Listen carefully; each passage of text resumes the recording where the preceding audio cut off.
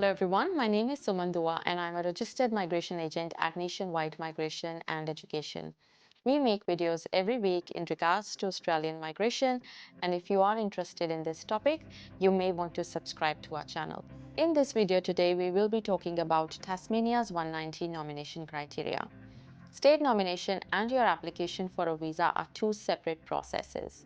The Tasmanian Government assesses your application for state nomination and the Department of Home Affairs assesses your visa application. Home Affairs criteria requires you to have a points test result of 65 or higher, inclusive of state nomination points, have a positive skills assessment in your nominated occupation, be under 45 years of age, meet the minimum English language requirements of competent unless a higher level is required by your assessing authority.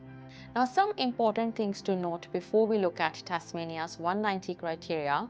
Meeting the minimum nomination requirements published on their website does not guarantee that you will be offered Tasmanian nomination.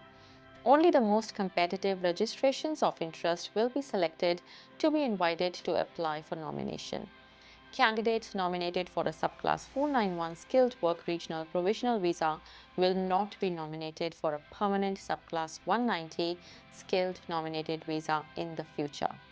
If you or any family members, including those who don't apply for nomination with you, owe fees to Tasmanian government agencies such as for education or health, the debt must be paid or arrangements for payment must be made prior to seeking nomination. You will not be eligible for nomination until the debt has been paid or a payment plan has been accepted by the agency. There are 3 steps involved with Tasmania's 190 application. The first one is the expression of interest, then is the registration of interest, and then is the nomination application. In this video today, we will be looking at the nomination pathways for a 190 visa. Some important things to consider before we start looking at the nomination pathways are that you must meet the minimum nomination requirements for your chosen pathway to register your interest and be considered for nomination.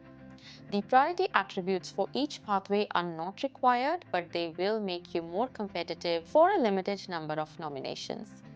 The more of the attributes you have, the better your chances of nomination and the sooner you may be invited to apply for nomination. When you register in the gateway, depending upon your priority attributes you have, you will be given a gold, green or orange pass, which will indicate your priority status.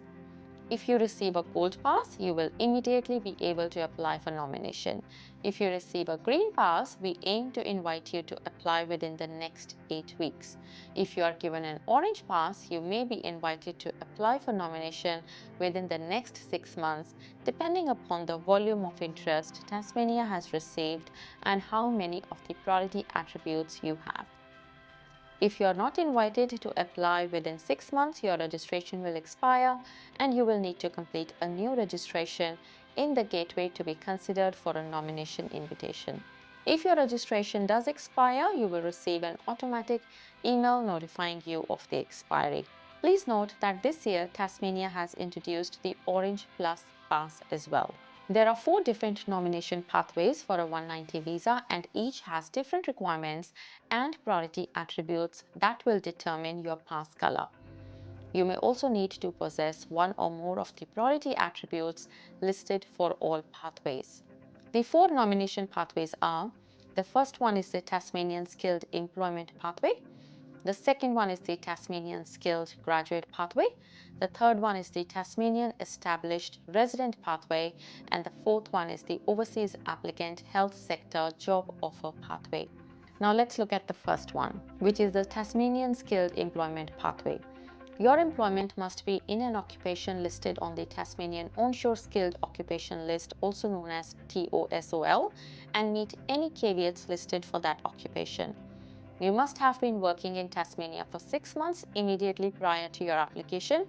Your employment must average at least 20 hours per week over the 6-month period immediately prior to lodging your application. If you are a subcontractor, you may be considered in this pathway if you have a related skills assessment and at least 12 months business activity in Tasmania. There is also a long-term employment option. All occupations are eligible for this pathway. You must have been working in Tasmania in a role closely related to your skills assessment for at least 15 months immediately prior to your application.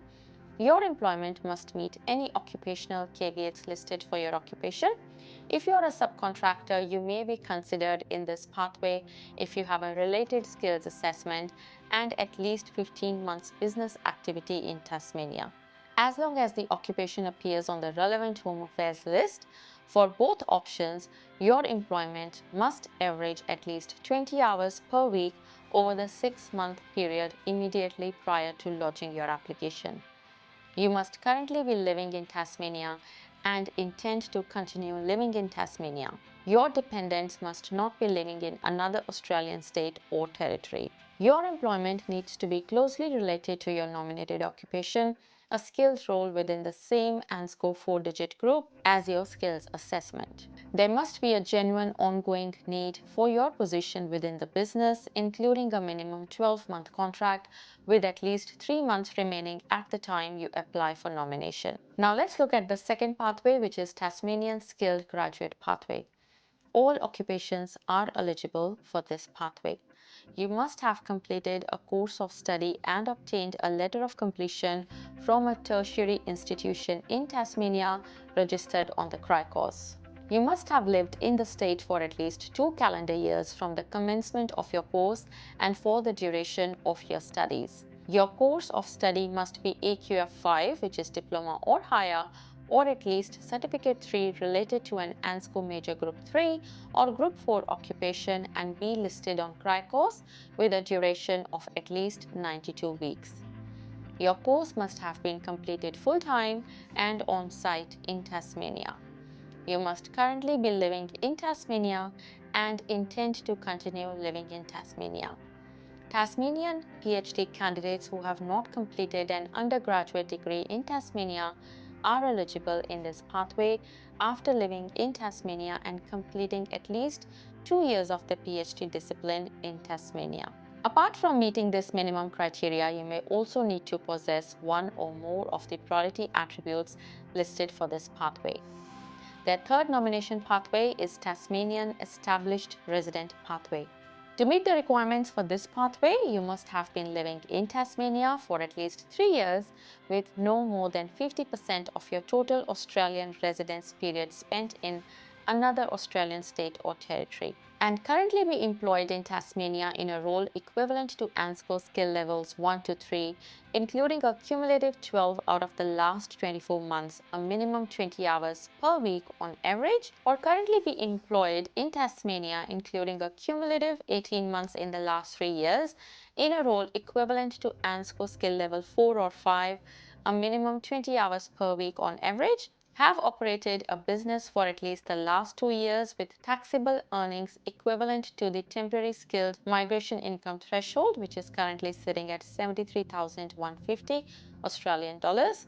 Apart from meeting this minimum criteria, you may also need to possess one or more of the priority attributes listed for this pathway. Now, Tasmania's fourth and last nomination pathway for subclass 190 is Overseas Applicant Health Sector Job Offer Pathway. There are only health occupations eligible for this pathway, and the occupation list is available on Migration Tasmania's website. To be considered for this pathway, you first must meet the minimum requirements, which are that you must have a health or elite health skills assessment for an occupation within one of the 4-digit 𝐴NSCO groups which have been listed on Tasmania's website. You must have received a formal job offer for a job that is based in Tasmania that is closely related to your nominated occupation. You or any of your dependents must not have lived in another Australian state or territory within the last 12 months. Your employer must have a well-established business that has been actively operating in Tasmania for at least the past 12 months. Your wages and conditions must be no less favorable than those that would apply for an Australian citizen or permanent resident, and salary or wages must be at least equivalent to the local market salary rate. There must be a genuine and ongoing need for your position within the business and the capacity for the business to sustain your employment.